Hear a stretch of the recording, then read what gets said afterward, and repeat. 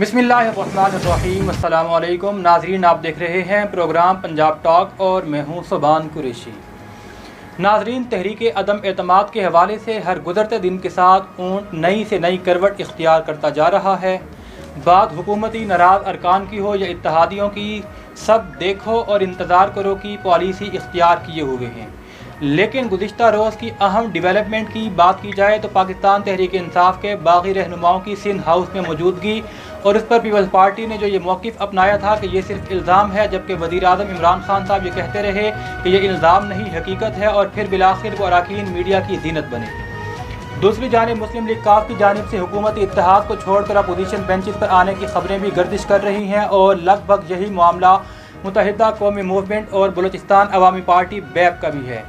ताज़ा तरीन डिवेलपमेंट के मुताबिक वज़ीर दिफा परवेज़ खटक साहब ने मुनिस इलाही को यह फ़ाइनल जवाब दे दिया है कि 5-6 सीटों के जवाब में हम आपको वज़ीर आला पंजाब नहीं बना सकते। अगर नून लीग आपको यह ऑफ़र करवाती है तो आप शौक़ से बन जाएँ। जवाब में कल एक निजी चैनल पर चौधरी परवेज़ इलाही साहब काफ़ी गुस्सा भरा जवाब दिया। इस पर काफ़ी वो गुस्से में नज़र आ रहे थे, बल्कि उन्होंने काफ़ी खुलकर भी वज़ीर आज़म पर तनकीद की। यहाँ तक कि उन्होंने तो पुराना एक मामला जो कि ISI के चीफ़ की तैनाती के हवाले से कुछ देरी हमें देखने में आई थी, उसमें भी उन्होंने एक तरह से इमरान खान को ही कसूरवार करार दिया। काफ लीग ये भी दावा कर रही है कि हम इत्तेहादी सब इकट्ठे हैं और हमारे पास 17 अरकान मौजूद हैं, और अगर इमरान खान साहब की जानिब से कोई एक रुकन भी अपोजिशन बेंच पर जाकर बैठा तो फिर हम अदम एतमाद के मामले में अपोजिशन बेंचेस पर जाकर हुकूमत के ख़िलाफ़ वोट देंगे। और फिर वक्त आने पर उन्होंने कहा कि मज़ीद फ़ैसले भी हमने करने हैं। तो अब देखना यह है कि क्या परवेज़ इलाही वज़ीर आला पंजाब की खातिर इत्तेहाद छोड़ देंगे, क्या तहरीक अदम एतमाद के हवाले से हुकूमत अपने अरकान अपोजिशन बेंचेस पर जाने देगी या नहीं जाने देगी, और सिंध हाउस के अंदर जो मामला सामने आ रहे हैं ये क्या रुख इख्तियार करने जा रहे हैं। इसी तरीके से वफाकी वज़ीर दाखिला शेख रशीद साहब जो कि सिंध के अंदर गवर्नर राज के हवाले से बात कर रहे हैं, आज के प्रोग्राम में इन्हीं तमाम चीज़ों पर गुफ्तगू करेंगे। हमें ज्वाइन कर रहे हैं पाकिस्तान पीपल्स पार्टी से मेंबर नेशनल असम्बली महर इरशाद सियाल साहब, सीनियर सहाफ़ी कमर गिलानी साहब हमारे साथ मौजूद हैं, और कुछ ही देर में हमें पाकिस्तान तहरीक इंसाफ से member national assembly Tahir Iqbal साहब भी ज्वाइन कर लेंगे, और सीनियर कानूनदान एडवोकेट चौधरी अबरार हुसैन साहब भी लाहौर से हमारे साथ प्रोग्राम में शामिल होंगे। तो प्रोग्राम में तमाम मेहमानों को खुश आमदीद कहता हूँ।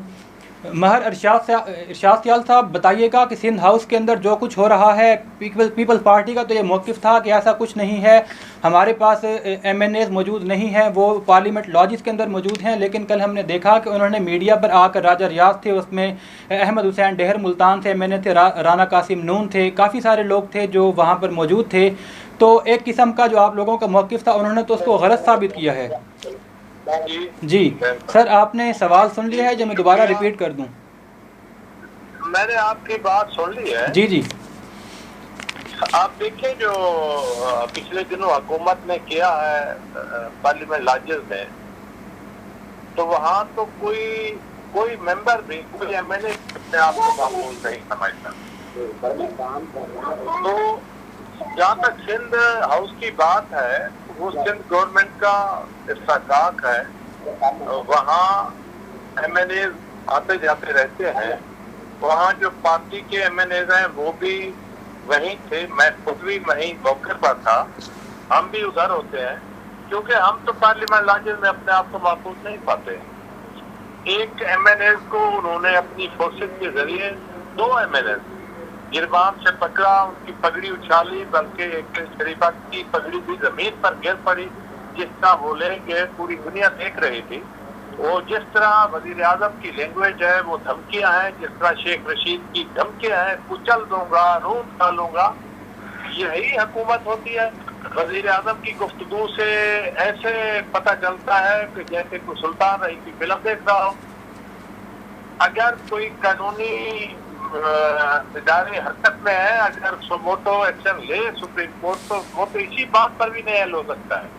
जो किसी को डायरेक्ट बंदूक की बात करता है, किसी को डायरेक्ट बंदूक से फेर उठने की बात करता है, वो तो कत्ल की धमकियां दे रहे हैं। तो सिंध हाउस में तो अपनी जान बचाने के लिए गए हैं, बाकी वोट देना न देना वो हर किसी के अपने जमीर की बात है। इरशाद सियाल साहब, आपका करता है जी, तो अपने इलाके की आवाम की खिदमत के लिए, मसाइल के लिए, अपने आपको अच्छा किरदार अपना पेश करने के लिए। तो ये जो इल्जाम तिराशत कर रहे हैं बिल्कुल सरासर झूठ है। ठीक है। ना कोई किसी को पैसे दे सकता है, ना देता है, ना कोई लेता है। ठीक है। अपनी हर किसी को अपनी इज्जत नफ्स जो है वो प्यारी है। ठीक है। अच्छा सयाल साहब, लेकिन हमने ये देखा कि जिस वक्त इमरान खान साहब ने ये पीपल्स पार्टी पर इल्ज़ाम आयद किया कि सिंध हाउस के अंदर हुक्मरान जमात के MNAs मौजूद हैं, तो उस वक्त आपकी जानिब से इस बात का डिनाई किया गया, आपने उसको तस्लीम नहीं किया। मगर जब वो खुद मीडिया पर सामने आ गए तो उसके बाद अब आप उसको तस्लीम कर रहे हैं। अगर सिंध हाउस में हैं या आए हैं तो वो उन्हें वोट नहीं रहे, उनके पीछे एजेंसियां लगी हुई है, उनके पीछे जो है उनके इदारे लगे हुए हैं, उनके पीछे उन्होंने रेंजर लगा रखे हैं। उनके वो तो इस वक्त तो वजीर आजम है ना।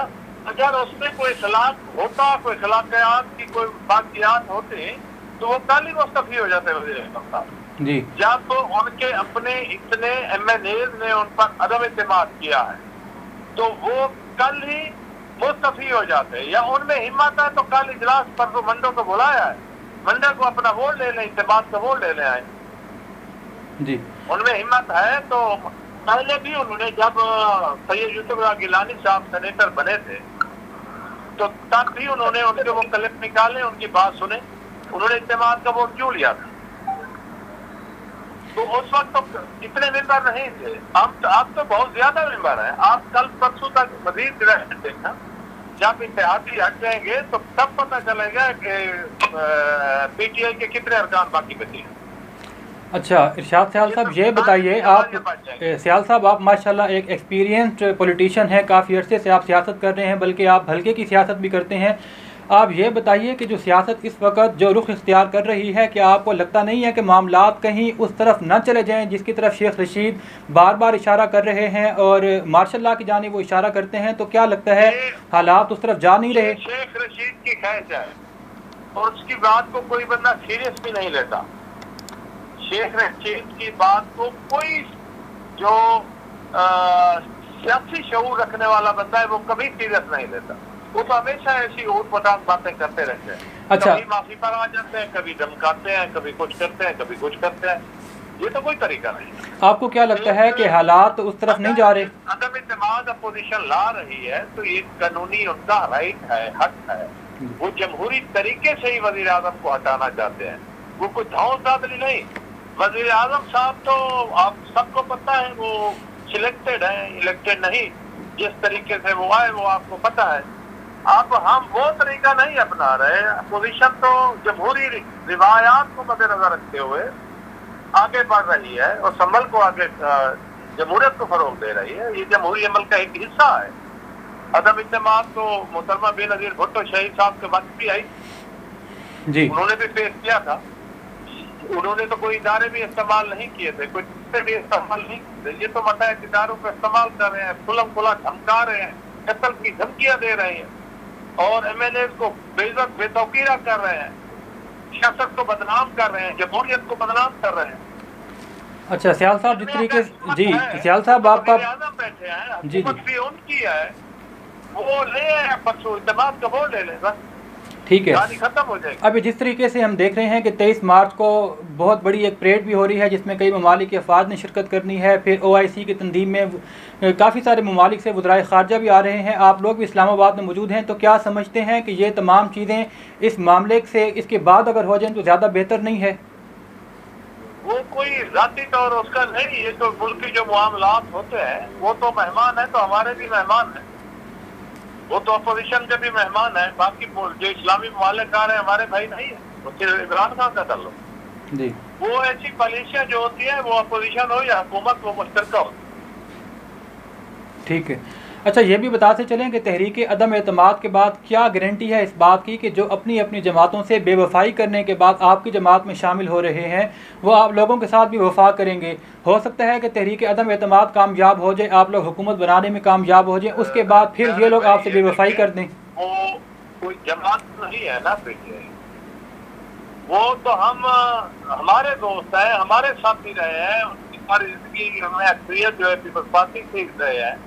पीपल्स पार्टी ने उनकी सही माने तरबियत की थी, वो तो उधार पर थे, अपनी जमात में वापस आ रहे हैं जी। चलें ठीक है। जमात तो नहीं है, PTI जमात होती तो उसके खिलाफ उसके इतने MNAs उसके खिलाफ अदम इत्तेमाद, उसने तो कभी जो जो वजीर आजम अपने MNA की बात नहीं सुनता तो वो आम आदमी क्या बतला। ठीक है, ठीक हो गया सर, पॉइंट आपका आ गया। कमर गिलानी साहब, आप सीनियर सहाफ़ी हैं, इन तमाम मामलात को बहुत डिटेल में देख रहे हैं। सिंध हाउस में जो कुछ कल होता रहा उसके हवाले से अपोजिशन जो कुछ कहती रही, फिर बाद में वही अरकान जब मीडिया पर आए तो उसके बाद अभी हम पीपल पार्टी के MNA का मौक़िफ़ भी सुन रहे थे, वो फिर अब एक और मौक़िफ़ सामने आ गया है। तो क्या समझते हैं ये सब कुछ क्या चल रहा है सियासत में? जी, ये जो कुछ भी चल रहा है ये इंतहाई जो है वो ख़तरनाक जो है मंजिल की तरफ ये चल रहा है। इसमें मैं आपको बताता चलूँ कि ये यूसुफ रज़ा गिलानी जो साबिक़ वज़ीर आज़म पाकिस्तान भी थे, पीपल्स पार्टी के जो है वो सीनियर रहनुमा भी हैं, और उन्होंने पहले इस चीज़ की तरदीद की है कि जो है इनके कोई भी अरकान किसी को भी हमने हाईजैक नहीं किया या ज़बरदस्ती नहीं रखा, लेकिन उसके बाद जैसे एजेंसियों ने उन्हें मतलब तलाश किया और उनकी रिपोर्ट वज़ीर आज़म को पेश की, जिसके बाद मीडिया पे चीज़ें आई और मीडिया को मजबूर इनको करना पड़ा कि मीडिया ने तो अंदर दाखिल करके फिर उनके इंटरव्यू करवाए गए जिस तरीके से। लेकिन मैं इस सारे वाक़े को इस हफ्ते के दौरान जब से अदम एतमाद हुआ, ये 2 वाक़े हुए। एक हुआ पार्लियामेंट लॉजिस का वाक़या, दूसरा हुआ है ये जो मुनारिफ होने वाले जो अरकान असम्बली हैं उनको एक जगह पे सिंध असेंबली में सिंध हाउस में जमा किया गया। इन दोनों की में आपस में ये कड़ियाँ मिलानी पड़ेंगी और ये कड़ियाँ मिलती भी हैं कहीं ना कहीं जाके। देखिए, मेरी जो ऑब्जर्वेशन है ये मैं अपनी न्यूट्रल ऑब्जर्वेशन और जाती ऑब्जर्वेशन भी है। मैं आपको बताऊं कि जो पार्लियामेंट लॉजिस में जिस तरीके से जो है वो इंसारुल इस्लाम को लाया गया और पुलिस और दीगर सिक्योरिटी इदारों के अगेंस्ट खड़ा किया गया, उसके बाद लाजमी बात है कि उसका रिएक्शन तो आना था और वो रिएक्शन आया। ये भी जो फजलुर रहमान और अपोजिशन जमातों का एक प्री प्लान एक हिस्सा था, जिसके बाद इन्होंने ये किया कि जो अरकान असम्बली थे पार्लियामेंट के जो मुनारिफ होने वाले अरकान असम्बली थे जिनका कल अनाउंस हुआ 25 अफतार का, उनको सिंध हाउस में इन्होंने जो है वो एक जगह पे शिफ्ट किया गया और वहाँ पहले तो इन्होंने इनकार किया, जिसके बाद मीडिया पे खबर आने के बाद इन्होंने इस चीज़ को तस्लीम किया कि हाँ बिल्कुल वहाँ पे मौजूद है और वो सेफ है। मेरा ये सवाल इनसे बनता है कि क्या इस्लामाबाद जैसे शहर में जहाँ पे ये हुकूमत चलती है, जहाँ पे हुकूमत करते हैं ये अपोजिशन में बैठ के करते हैं, तब इनको कोई खतरा नहीं होता? और कौन सी ऐसी चीज़ वारिद होने लगी थी जिससे इनको बचा के सिंध असेंबली में मुंतकिल किया गया और इनको कट ऑफ किया गया वहाँ से? इसका तो ये साफ मतलब है कि ये सारी हॉर्स ट्रेडिंग है और उसमें हॉर्स ट्रेडिंग के जरिए इनका बोलियां लगी हैं और वहाँ पे जाके इनको मुंतकिल किया गया। और ये मैं पूछता हूँ कि ये कौन सा ज़मीर है जो कि जब हुकूमत को 1-1.5 साल रह जाता है और इनके ज़मीर जाग उठते हैं तो वो पहले ये ज़मीर कहाँ चला जाता है? पहले ये क्यों नहीं बोलते? जब असम्बलियों में अपने बेनिफिट लेते हैं, अपनी वजारतें लेते हैं, अपनी हुकूमत से मफादात देते हैं, तो ये तब इनके मफादात ये चीज़ें तब ये फ़ायदा उठा के, और जब ये इनको नज़र आता है कि अब हमारा यहाँ पे टाइम खत्म हो गया, अब यहाँ पे हमारा गुजारा मुश्किल हो गया, अब हम कूदेंगे तो दूसरी तरफ जा पलटेंगे, तो ये इंतहाई जो है वो खतरनाक जो है वो रास्ता उसकी तरफ गामजन है। देखिए, जो मौजूदा हालात हैं, सियासी लीडर होना, इमरान खान की जगह पे कोई और सियासी लीडर होता है वो कब का इस्तीफा दे चुका होता है। इनकी वजह से, इन लोगों की वजह से इनका जो ये अमल है ये इंतहाई गैर पार्लिमानी अमल है। इसकी वजह से इमरान खान भी अब जिद में आ चुके हैं। इनके देखे 22, 25 या 35 जितने ये कह रहे हैं वो हुकूमत है, एक ये कंफर्म चीज़ है। ये मैं इस चीज़ को मैं तस्लीम करता हूँ, इस चीज़ को मैं मानता हूँ, हर बंदे को पता लग चुका है कि जो टूटने वाले अरकान है वो वापस आने वाले नहीं है। अब बात रही दूसरी, अब मसला ये है कि अब इन्होंने कहा कि हम एक नया हॉर्स ट्रेडिंग के खिलाफ हम सदारती जो ऑर्डिनेंस लाना चाह रहे हैं, वो इसका अनाउंस कर चुके हैं शेख रशीद साहब। अभी थोड़ी देर पहले प्रेस कॉन्फ्रेंस की शेख रशीद है और मुराद सईद है, इससे उन्होंने कहा कि हम हॉर्स ट्रेडिंग के खिलाफ सदारती ऑर्डिनेंस लाएंगे जिससे ये मामला और तूल पकड़ेगा और लटकेगा। उस बीच में ये 23 मार्च गुजर जाएगा।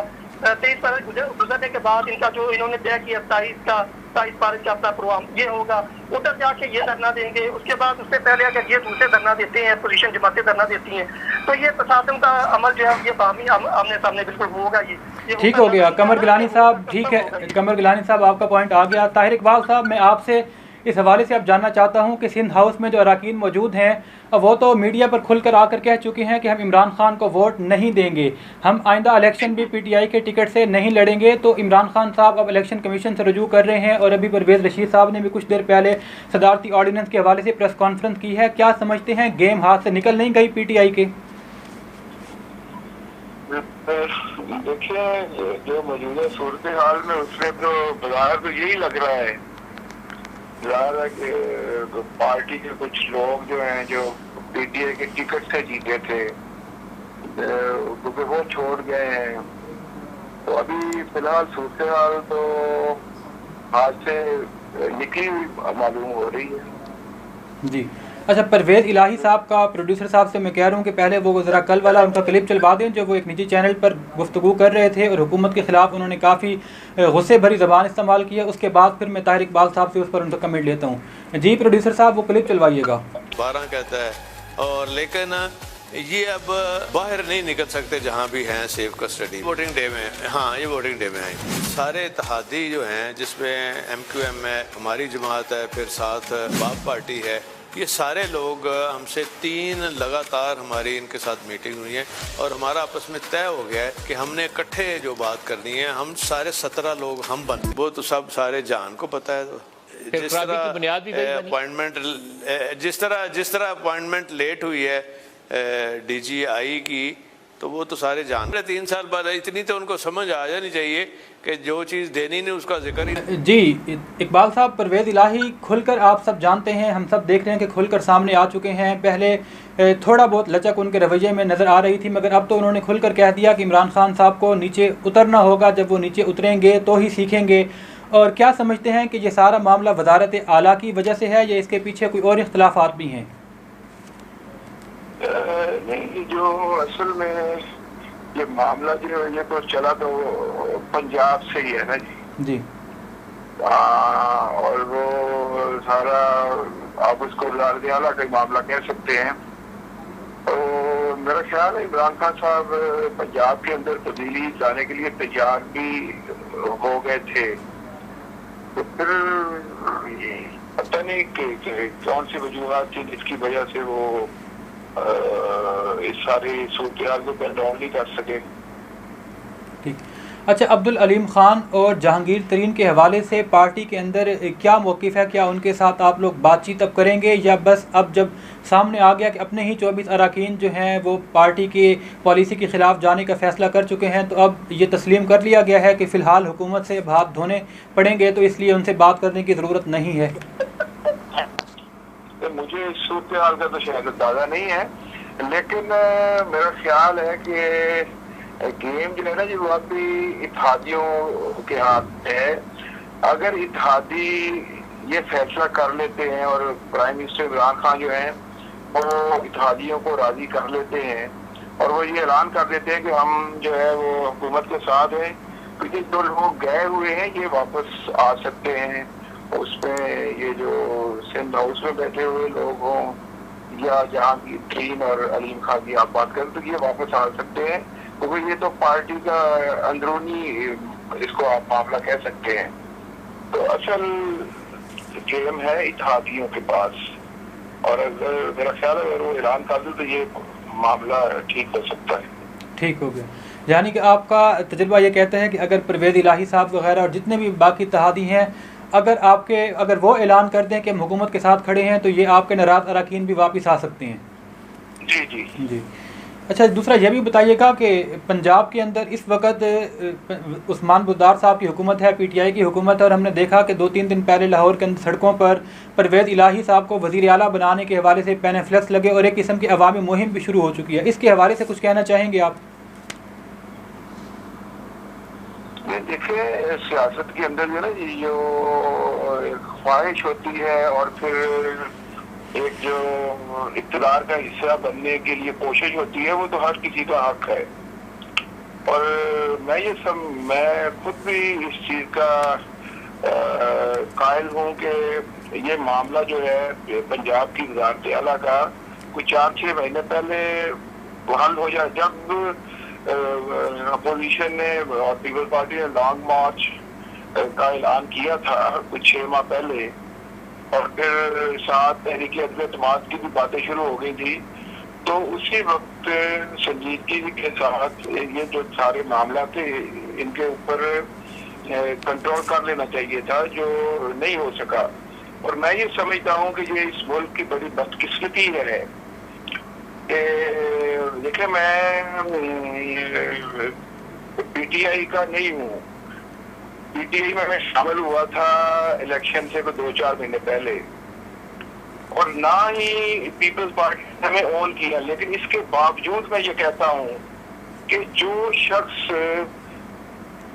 पीटीआई की टिकट से मुंतखब हुआ है, कम से कम इखलाकी तौर पर उसको नहीं चाहिए कि वो इमरान खान के खिलाफ जाए। और वज़ीर आज़म इमरान खान जो है सर, ये सदियों बाद इस तरह के लीडर पैदा होते हैं, और ये अगर वो जब नहीं रहेंगे तो फिर पता चलेगा इस कौम को कि आलमी सतह के ऊपर वो किस अंदाज से पाकिस्तान को, इस्लाम को और ये सारी चीजें जो है मुस्लिम जो उम्मा है उसके हवाले से वो उनके अंदर जो सलाहियतें थी और जो उन्होंने अपने 3.5 साल दौर में रोल अदा किया है इस हवाले से, दीनी हवाले से, तो ये सारी चीजें जो है वो सदियों तक याद रखी जाएंगी। तो इसलिए इस तरह के लीडर को जो है वो मेरा तो ख्याल है कि रहना चाहिए था। और हमारी तो वही सियासत है, हल्कों की सियासत है, और फिर इक़्तिदार के पीछे हम भागते हैं, तो बस अल्लाह ही इस मुल्क का हासिल है बस। अच्छा तारिक इकबाल साहब, अभी चूंकि आपने खुद कहा कि आप इस वक्त पीटीआई का हिस्सा नहीं है, तो आपने इलेक्शन तो पीटीआई के टिकट से ही लड़ा था, तो क्या आप? मैंने ये नहीं कहा, मैं कह रहा हूँ कि मैं पीटीआई में शामिल हुआ था इलेक्शन से पहले। इस वक्त आप हिस्सा हैं पीटीआई का? टिकट पे जीता हूँ, हुआ हूँ जी बिल्कुल। तो जो बंदा भी जीता है पीटीआई के टिकट से, उसको बेवफाई नहीं करनी चाहिए। सही सही सही, पाकिस्तान तहरीक इंसाफ से। ठीक हो गया, आपका पॉइंट आ गया, बहुत शुक्रिया। हाँ, मैं ये कह रहा हूँ कि जो बंदा देखे ना जी जीता है उस पार्टी से, उसको बेवफाई नहीं करनी चाहिए। और मुश्किल वक्त में इमरान खान जिस तरह का लीडर है, ईमानदार है, उसके साथ कंधे के साथ कंधा मिला के खड़े होने का ये वक्त है। ठीक हो गया ताहिर साहब, आपका पॉइंट आ गया। नाज़रीन, प्रोग्राम में वक्त हुआ चाहता है एक मुख्तसर सी ब्रेक का, हमारे साथ रहिएगा। Iqbal Banaspati ghee and cooking oil vitamin A और विटामिन डी की ग़िज़ाइयत से भरपूर। Iqbal Banaspati ghee and cooking oil, ये है इकबाल का देश। वेलकम बैक नाजरीन। ब्रेक पर जाने से पहले हम पाकिस्तान तहरीक इंसाफ के MNA तारिक इकबाल साहब से मौजूदा सूरत हाल के हवाले से उनका मौक़िफ़ जान रहे थे। हमारे साथ इस वक्त फ़ोन कॉल पर मलिक आसिफ याकूब साहब भी मौजूद हैं, पाकिस्तान पीपल्स पार्टी से इनका ताल्लुक़ है और सीनियर कानूनदान भी हैं। मलिक साहब, एक तो प्रोग्राम में आपको वेलकम करते हैं। जी थैंक यू सुभान जी। अभी बल्कि प्रोड्यूसर साहब ज़रा शेख रशीद साहब की जो प्रेस कॉन्फ्रेंस है, अगर वो क्लिप अवेलेबल हो तो वो चलवाइएगा, जिसके अंदर अभी उन्होंने कुछ देर पहले सदारती ऑर्डिनेंस के हवाले से बात की थी, वो सुन लेते हैं और उसके बाद फिर मलिक आसिफ याकूब साहब का उस पर पॉइंट ऑफ व्यू जान लेते हैं। तारीखी अजीम अफवाज की जानसारान वतन की जो है परेड है, उसमें सारी कौम पार्टिसिपेट करती है। मैं खुद भी उसमें देखने वालों में शामिल हूँगा। और सेकेंडली, हमने आइन के आर्टिकल 232 से लेकर 237 तक मेरी ये राय थी, और मैंने आपको बताया ये मेरी ज़ाती राय थी, कि जो कुछ सिंध गवर्नर हाउस में हो रहा है, जो खरीदो फरोख्त हो रही है, जो लेन देन हो रहा है, जो मेंबरों को वहाँ रखा जा रहा है, सो मैं इमरजेंसी और गवर्नर राज सिंध में लगाने का हामी था। आज मैंने समरी प्राइम मिनिस्टर साहब को पेश की, लेकिन उस पर कोई फैसला नहीं हो सका, अभी बड़े दिन है। और मुझे ऐसा दिखाई दे रहा है कि हालात जो हैं, जितने 1-2 रोज पहले तलखी पे पहुंच गए थे, वो कुछ बेहतरी की तरफ आ रहे हैं। और जो पीटीआई के लोग 9 हैं, 12 हैं, वो अपने इलाकों से भी पूछें, अपने घरों से भी पूछें, और मैं उनसे अपील करना चाह रहा हूं कि वो वापस आ जाए। और आईनी और कानूनी जंग जो है, उसके बारे में फवाद चौधरी साहब, वो स्पोक्स पर्सन है, बेहतर बताएंगे कि वो सुप्रीम कोर्ट में जा रहे हैं। ये आज की सियासी कमेटी में फैसला हुआ। जी मलिक साहब, प्रेस कॉन्फ्रेंस के अंदर और इससे पहले भी गवर्नर राज की बातें की जा रही थी, और अब सदारती ऑर्डिनेंस के ज़रिए जो मुनहरिफ अराकीन हैं उनको नाअहल करने का कोई ऑर्डिनेंस भी लाया जा रहा है। तो क्या समझते हैं कि हुकूमत इस तरीके से मामलात को कंट्रोल कर लेगी, और कानूनी तौर पर इस ऑर्डिनेंस की क्या पोजीशन है? सुमन भाई, आपने ना 2 सवाल एक ही क्वेश्चन में कर दी हैं। वो ये है कि एक गवर्नर राज है और दूसरा ऑर्डिनेंस है। जहाँ तक बात है गवर्नर राज की, गवर्नर राज लगता कब है? जब उस सूबे में सूबे की जो एडमिनिस्ट्रेशन है, जो सूबे का वजीर आला है, उसकी जो असेंबली है, उसकी जो कैबिनेट है, वो ये वफाकी गवर्नमेंट ये समझे कि वो नहीं सही तरीके से चला रहा है और वहाँ पे हालात बहुत ज्यादा बिगड़ रहे हैं, तो गवर्नर राज लगाया जाता है। इन हालात में जो आप देख रहे हैं यहाँ पे, तो खुद वफाक जो है वो इस वक्त क्रश हो चुका है। तो गवर्नर राज जो है वो लगना बात है, सिर्फ पीपल्स पार्टी को आई थिंक वो प्रेशराइज करने की एक कोशिश है। अदरवाइज मेरा नहीं ख्याल कि ऐसी कोई ये हमाकत गवर्नमेंट इस वक्त कर सकती है, क्योंकि हालात पहले ही गवर्नमेंट के हाथ से निकल चुके हैं और मजीद ऐसा कुछ। नाज़रीन, प्रोग्राम में वक्त हुआ चाहता है एक मुख्तसर सी ब्रेक का, हमारे साथ रहिएगा। ब्लूबर्ड सिटी इस्लामाबाद का सबसे बड़ा कारोबारी और रिहायशी सरगर्मियों का मरकज, जहां 8000 की माहाना किस्त से आप हासिल कर सकते हैं अपनी मर्जी का प्लॉट। वेलकम बैक नाजरीन, टेक्निकल इश्यूज की वजह से हमें फौरन ब्रेक पर जाना पड़ा। जी मलिक आसिफ साहब, बात को वहीं से कंटिन्यू कीजिएगा। सर, मैं ये कह रहा था कि पार्लियामान एक सुप्रीम इदारा है। अब पार्लियामेंट को अगर ये अहमियत देते और पार्लियामेंट में ही कानून साजियां होती और जो लोग अपने हलकों से इलेक्ट होके आए हुए हैं, अगर उनको ये गवर्नमेंट रेस्पेक्ट देती, उस लेवल पे उनके ऊपर उठा के वज़रा जो हैं वो ऐसे आगे पीछे से पकड़ के ना लगाते, जो कि नॉन इलेक्टेड लोग हैं, ठीक है, जो सियासत को नहीं समझते, उनको बिठा दिया वहां पे इनके ऊपर ला के, तो ये गवर्नमेंट की ये हालत ना होती। इन्होंने ऑर्डिनेंस के जरिए ही 3.5-4 साल ये गवर्नमेंट चलाई है। तो ऑर्डिनेंस जो है, अगर आप इस टाइम पे ये ऑर्डिनेंस लेके भी आते हैं तो वो सुप्रीम कोर्ट में चैलेंज हो जाएगा, और सुप्रीम कोर्ट में चैलेंज होते ही वो ऑर्डिनेंस उड़ जाएगा, क्योंकि इस वक्त ऑर्डिनेंस की कोई अहमियत नहीं बनती ये ऑर्डिनेंस। अच्छा, फिर ये अगली बात ये है कि ये हॉर्स ट्रेडिंग इसका सबूत कौन देगा? अब ये जो लोग इस वक्त सिंध हाउस बैठे हैं या आगे पीछे जो लोग कहते हैं कि हमने नहीं देना, वो तो कहते हैं कि हमारे ज़मीर की आवाज है। कल सादिक जिलानी को जब इन्होंने चेयरमैन सेनेट बनाया था तो उस वक्त इन्हीं लोगों की ज़मीर की आवाज थी। जब जहांगीर तरीन साहब जहाजों में भर के लेके आते रहे हैं बंदे, तो वो भी इनके ज़मीर की बात थी। तो अब कैसे वो ज़मीर खत्म हो गया? वो ज़मीर तो चलना नहीं है ना जी। तो ऐसी कोई बात नहीं है, मेरा नहीं है कि गवर्नमेंट ऐसी क्यों हमाकत करेगी। अच्छा, जो इस वक्त मलिक साहब सियासत की जो इस वक्त की अपडेट है, जो सूरत हाल है, क्या लगते हैं कि हालात कहीं उस तरफ जा सकते हैं जिस तरफ चले? शेख रशीद साहब को तो आप कहते हैं कि उनकी बात की अहमियत नहीं है, आप एज अ पॉलिटिकल वर्कर और सीनियर कानूनदान क्या समझते हैं कि मार्शल लॉ की जानिब हालात जा सकते हैं यहाँ से? नहीं सर, नहीं, ये मुल्क का मार्शल लॉ अफोर्ड नहीं कर सकता। मेरा ख्याल है कि ये बिल्कुल हवाई है, ये बुखलाहट है, ठीक है, ये लोगों की बुखलाहट की आवाजें। माशाल्लाह अब फौज समझदार है, ऐसी कोई बात नहीं है। माशाल्लाह ये कौम नहीं अफोर्ड कर सकती सर, जिस लेवल पर ये हालात चले गए हैं। अब ये पॉलिटिकल लोगों के मामलात हैं, इनको पॉलिटिक्स के जरिए ही हल होना चाहिए। अब ये देखिए, एक सीधी सी बात है, अदम एतमाद की तरीका ही आप उसको फेस करो, हम ये कर देंगे, हम वो कर देंगे, सीधी सीधी धमकियां, गालियां, व्हाट इज दिस? तो ये पॉसिबल नहीं है। मेरा नहीं ख्याल कि ये मुल्क मार्शल लॉ की तरफ जा रहा है। ठीक है, ये पॉलिटिकल लड़ाई है, पॉलिटिक्स के जरिए हल होंगी। उधर पार्लियामेंट में आएंगे, पार्लियामेंट में अदम एतमाद पे अगर इनके पास वोट ऑफ कॉन्फिडेंस है तो ये ले लें, ये कानूनी बात है, ये गैर कानूनी तो है नहीं। तो ये वोट ऑफ कॉन्फिडेंस ले लें, ये वजीर आजम है। अगर ये वोट ऑफ कॉन्फिडेंस खो गए तो ये वजीर आजम नहीं है। अब जिस भी जमात का वजीर आजम आएगा, हो सकता है इन्हीं की जमात का आ जाए, तो ये ऐसा पॉसिबल नहीं है। तो इनको फेस करना चाहिए मेरे ख्याल में, ये धमकियां और बुखलाहट और ये मार्शल लॉ, गवर्नर राज, हम ऑर्डिनेंस ले आएंगे, ये सारी बुखलाहट की जो है वो है बातें हैं। ठीक है, अच्छा मलिक साहब, ये भी बताते चलें कि हमने अपनी पॉलिटिकल हिस्ट्री में देखा है कि कभी भी मिक्स्ड कल्चर्ड हुकूमत ज़्यादा एक तो पायदार भी नहीं होती, लंबा अरसा चलती भी नहीं है। पीडीएम की तहरीक, जो अदम एतमाद की तहरीक है, मान लिया कि वो कामयाब हो जाती है और उसके बाद अपोजिशन के अंदर जितनी जमातें शामिल हैं वो एक मिक्स्ड गवर्नमेंट बना लेती हैं।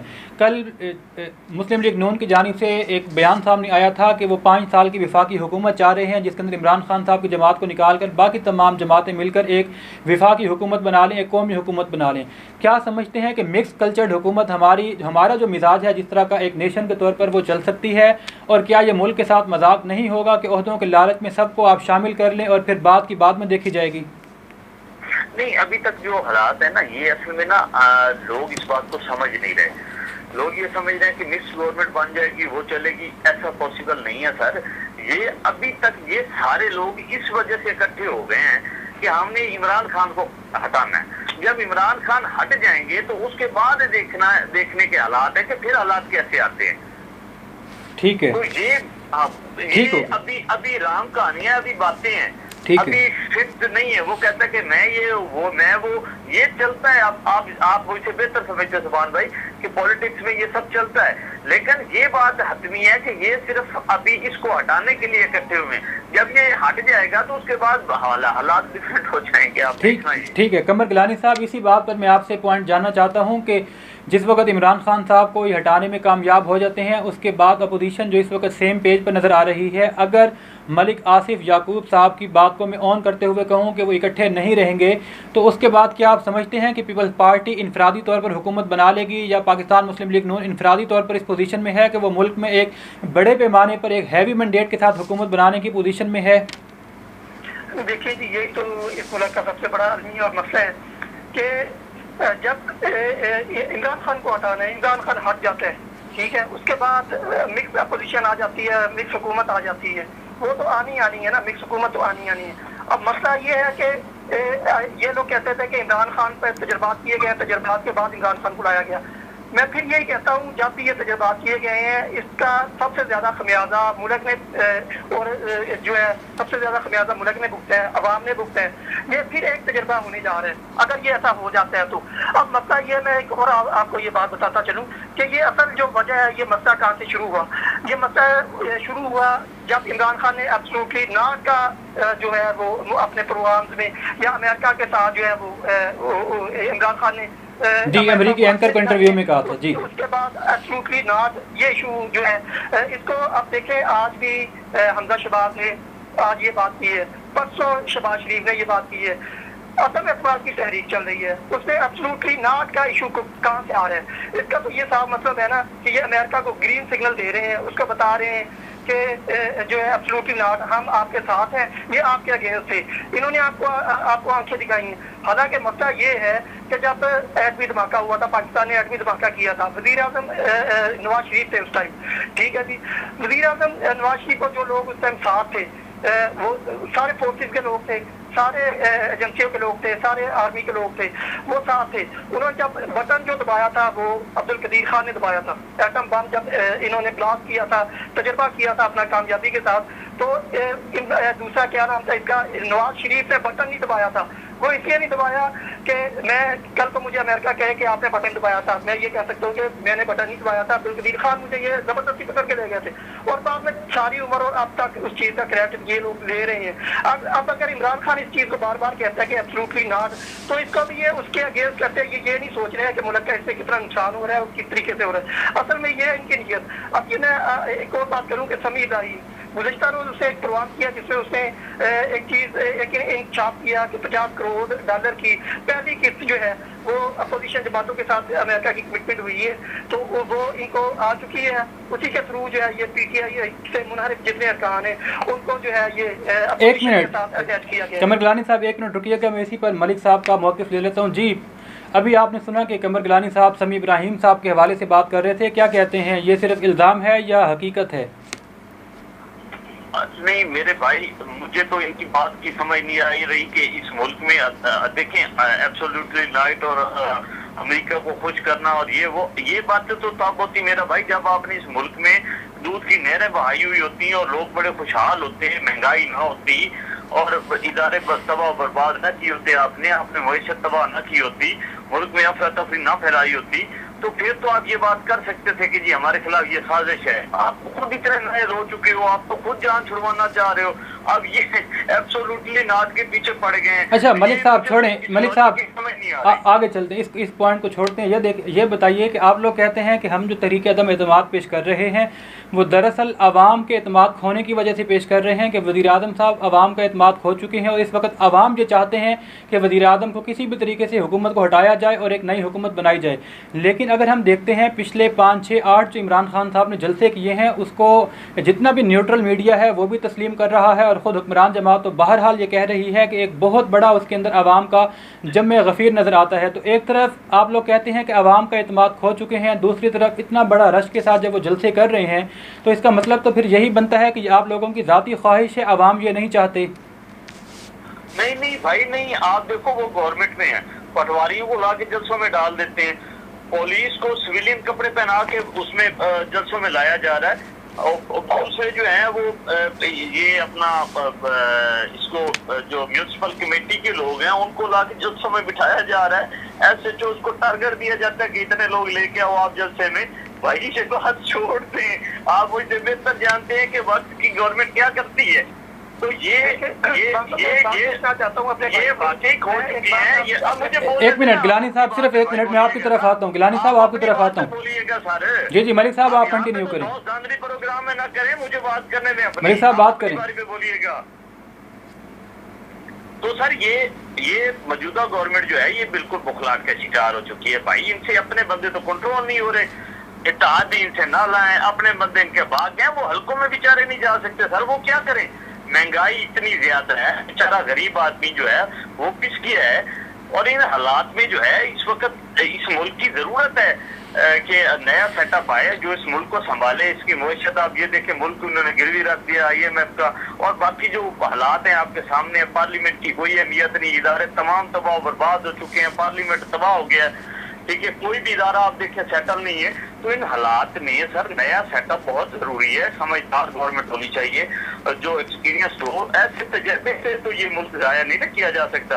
अब आप देख लें पंजाब में क्या सिचुएशन है, अभी आप गवर्नमेंट जाने दे, देखना कितने स्कैंडल निकलते हैं पंजाब में, क्या होता है गुलजार साहब के साथ क्या हुआ। चलें ठीक है मलिक साहब, प्रोग्राम का चूंकि वक्त बिल्कुल आखिरी लम्हात में है, मैं कमर गिलानी साहब से उनका पॉइंट जान लूँ उसके बाद। जी कमर गिलानी साहब क्या कहेंगे इस बारे में? ये मेरा यही पॉइंट है, मैं ये पूछना चाहता हूँ कि अगर एब्सोल्युटली नॉट की कोई वैल्यू अब नहीं रही, गवर्नमेंट ये जा रही है, तो अपोजिशन बार बार क्यों मुस्लिम लीग नून के अरकान खासकर वो बार बार क्यों इस चीज का जिक्र कर रहे हैं, हर प्रेस कॉन्फ्रेंस पे इस चीज का जिक्र कर रहे हैं? इसका तो ये मतलब है ना कि कोई सिग्नल दे रहे हैं, ये दे रहे हैं। ठीक है कमर गिलानी साहब आपका भी पॉइंट आ गया। मलिक आसिफ याकूब साहब में आपका पॉइंट इससे पहले आ चुका है। तमाम मेहमानों को प्रोग्राम में जो आप शामिल हुए एक दफ़ा फिर आपका शुक्रिया अदा करता हूँ। नाज़रीन अब आने वाले दिनों में यह देखना है कि ये जो तमाम मामलात हैं ये किस जानिब बढ़ते हैं। क्या हुकूमत अदम एतमाद की तहरीक के नतीजे में चली जाएगी और फिर एक मिक्स्ड गवर्नमेंट आ जाएगी, और अगर हुकूमत आ जाती है नहीं तो फिर वो मामलात किस तरीके से चलाएगी। क्या वो रिलीफ पैकेज है जो वो आवाम को फिलफोर दे सकते हैं, या फिर आवाम के नसीब के अंदर तब्दीली है, हुकूमत के बावजूद भी वही रोना पीटना और मुश्किलात रहेंगे।